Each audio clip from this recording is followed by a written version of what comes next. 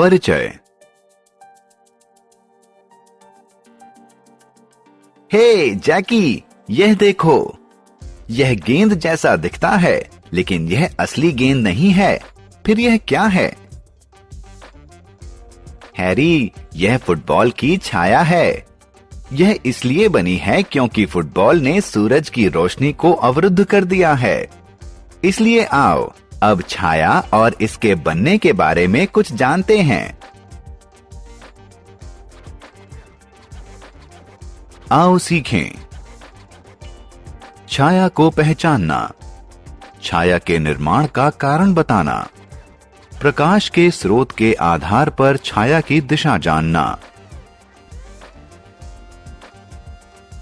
छाया। नमस्कार दोस्तों, सबसे पहले यह चर्चा करते हैं कि छाया होती क्या है। दरअसल छाया एक अंधेरा क्षेत्र होती है जिसका निर्माण किसी वस्तु द्वारा प्रकाश के अवरुद्ध हो जाने के कारण होता है।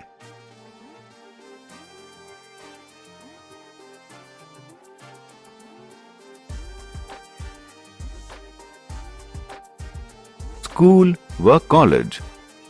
यह स्कूल है। पिताजी, यह वही स्कूल है जहां मैं रोज पढ़ने आता हूं। मैं अपने स्कूल से प्यार करता हूं।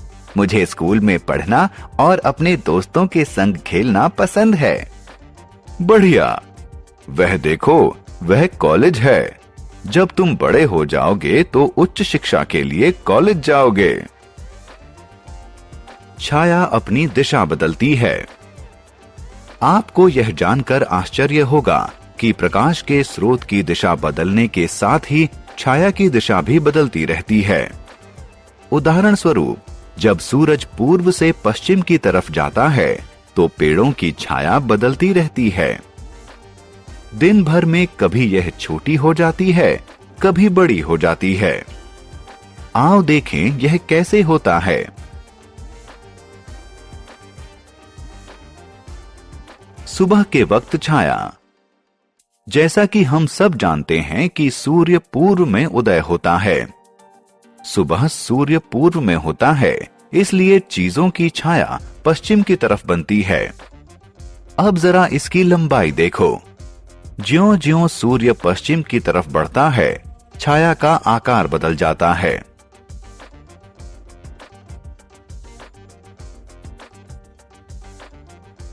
दोपहर के वक्त छाया। यह दोपहर का वक्त है और सूर्य सिर पर है। क्या आपने इस पेड़ की छाया पर ध्यान दिया? पेड़ की छाया अब छोटी हो गई है।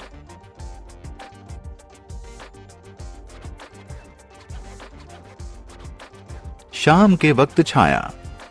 दोस्तों, हम सभी जानते हैं कि सूर्य पश्चिम में डूबता है, इसलिए शाम को चीजों की छाया पूर्व में बनती है।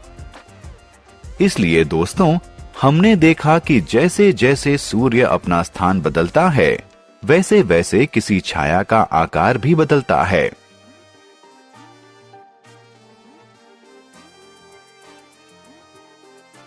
छाया की दिशा।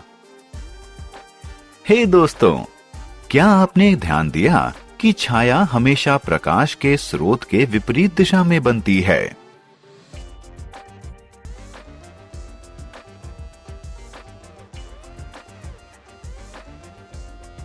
हमने क्या चर्चा की?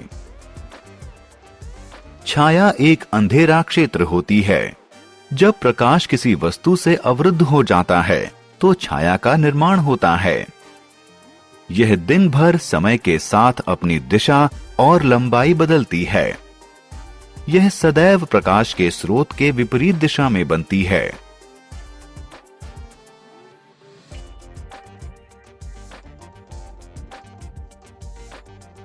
हमने क्या चर्चा की? हमारे चारों तरफ के सभी स्थान और लोग हमारे पड़ोस में शामिल होते हैं। स्कूल और कॉलेज में हम नई और अच्छी चीजें सीखते हैं। हम बाजार से विभिन्न सामान खरीदते हैं। लोग डाकघर के माध्यम से पत्र भेजते और पाते हैं।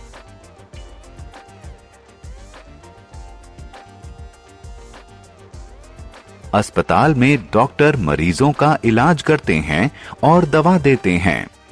लोग अपना धन और आभूषण सुरक्षित रखने के लिए बैंक में जमा करते हैं।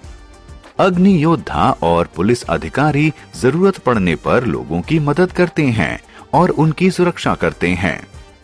बसें और रेलें दूर के स्थानों को जोड़ती हैं।